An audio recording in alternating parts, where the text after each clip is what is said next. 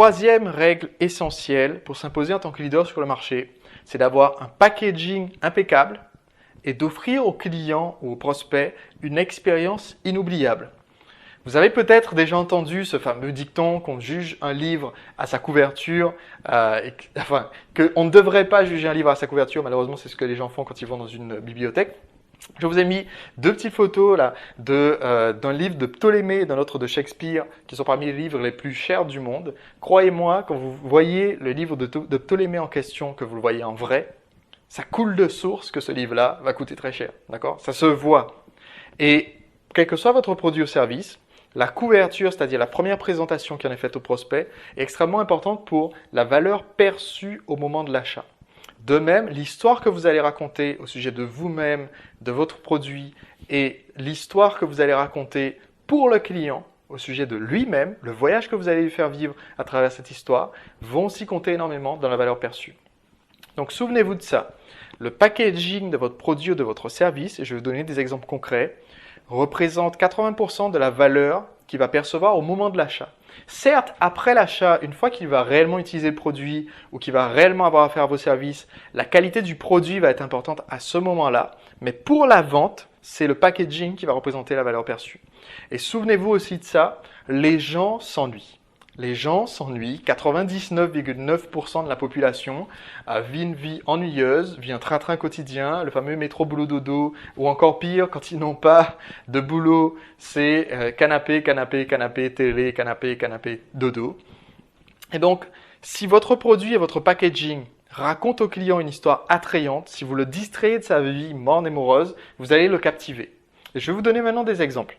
Le premier exemple, c'est lié toujours à notre fil conducteur, la fameuse boutique Lefebvre Utile. Alors, la biscuiterie, à partir du moment où ils ont eu du succès, ils ont étendu leurs locaux qui se trouvaient à Nantes, à la rue Boileau, pour prendre une boutique qui soit plus vaste, plus haute que la normale. Vous avez sans doute déjà remarqué que les boutiques de vêtements de luxe, par exemple, ont beaucoup de place vide, contrairement aux boutiques de vêtements bon marché et de vêtements discount qui vont entasser le plus de vêtements possible au mètre carré. Une boutique de luxe, en général, va avoir beaucoup d'espace. Donc, ils ont reproduit ce sentiment. Ensuite, la décoration en elle-même faisait un effet raffiné, faite de moulures, de lustres, de boiseries murales. Les biscuits eux-mêmes, déjà, le choix des biscuits était particulier, puisqu'on trouvait des boudoirs, des biscuits de Reims, des biscuits champagne, des petits fours, donc pas n'importe quel biscuit. Et ces biscuits étaient présentés dans des coupes de cristal sur pied.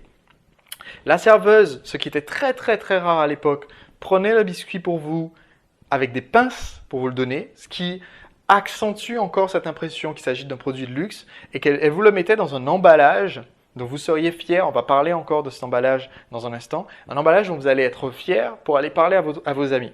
Et donc ça a énormément aidé, premièrement, à une certaine liberté sur les prix et deuxièmement, à la renommée de leur marque.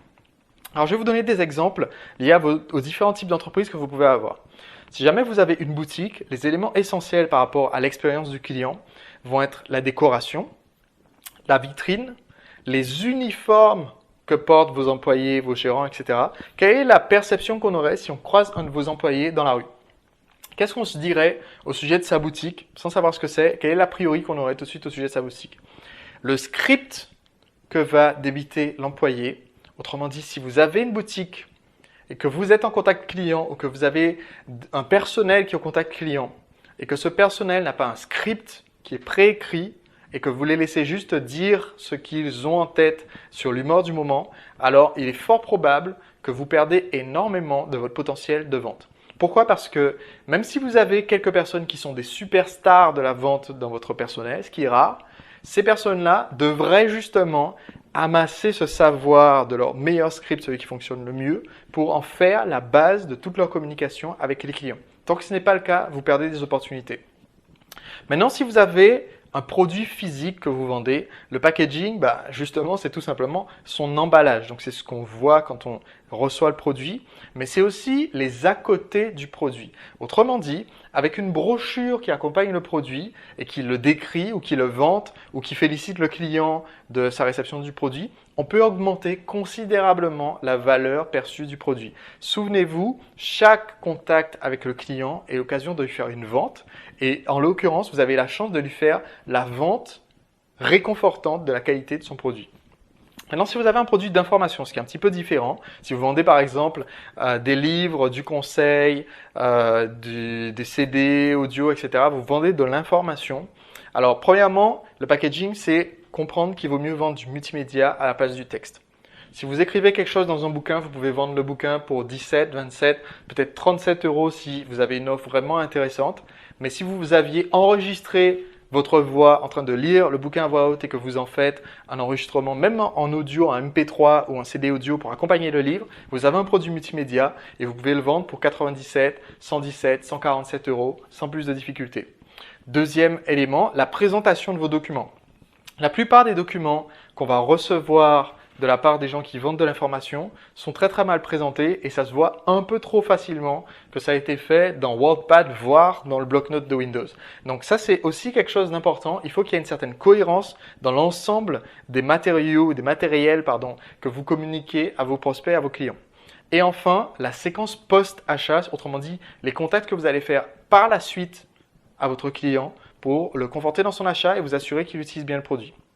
Et maintenant, pour terminer, si vous avez une entreprise qui est spécialisée dans les services, alors les deux facteurs qui vont déterminer la perception qu'on a de vous, le packaging, c'est votre présentation, votre look, votre apparence concrètement et l'apparence aussi homogène de votre cabinet, de votre site internet, etc. Et votre langage, et ça c'est un point important, on va en parler tout au long de Séduire au point final, tout au long de Séduire le client, Séduire au point final c'est un autre de mes produits et qui n'a rien à voir, qui est destiné au marché de la séduction. Votre langage, le choix des mots, c'est d'ailleurs assez drôle que j'ai fait un lapsus à ce moment-là, le choix des mots est extrêmement important parce que ça va déterminer aussi le type de public que vous amenez. Et il y a une différence entre le public qu'on va amener par exemple sur une newsletter, quand on vous voit ou quand on tutoie. Il va y avoir une différence entre le type de public que vous allez avoir si dans vos communications, vous proposez au client de régler en plusieurs fois, vous proposez au client les différents moyens de règlement sur votre site ou si vous proposez par exemple de payer en 2 mensualités. Vous n'allez pas avoir le même type de client et vous n'allez pas avoir la même réaction de la part de votre client. Donc c'est extrêmement important de bien connaître votre avatar pour savoir son langage et pouvoir utiliser un langage équivalent ou légèrement plus soutenu que le sien. Dans tous les cas, vous ne direz jamais assez à quel point votre produit est de valeur ou à quel point le packaging est luxueux. Autrement dit, il faut que vous renforciez dans l'esprit du prospect du client la valeur de votre produit ou service en répétant aussi souvent que possible la qualité de ce que vous lui fournissez. Pensez vraiment à utiliser les adjectifs et les adverbes. Je vais vous donner un exemple. Il y a une différence énorme entre eux. Dans le chapitre 3, je vous ai indiqué une technique pour obtenir des partenariats. Cette stratégie est utilisée par de nombreuses entreprises internationales. Ça, c'est la version sèche. Maintenant, le ressenti du client ou du prospect sera très différent si je dis ce même texte en ajoutant quelques petits adjectifs aux endroits bien choisis.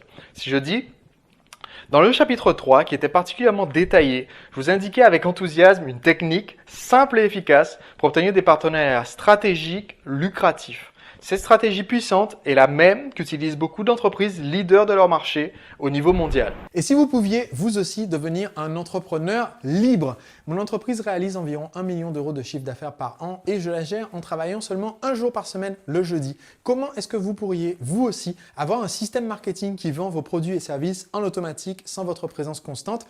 C'est ce que j'explique dans ce livre, Le secret des entrepreneurs libres. Vous allez y découvrir les techniques utilisées par mes clients dans 25 secteurs d'activité différents et vous pouvez en ce moment recevoir le livre et le lire et décider seulement après si vous souhaitez le payer. Allez sur entrepreneurlibre.com/livre afin de le recevoir, le lire et me dire si vous pensez qu'il en vaut le prix. Plus de 15 000 entrepreneurs en ont déjà profité et j'aimerais que ça soit votre tour. Donc entrepreneurlibre.com/livre.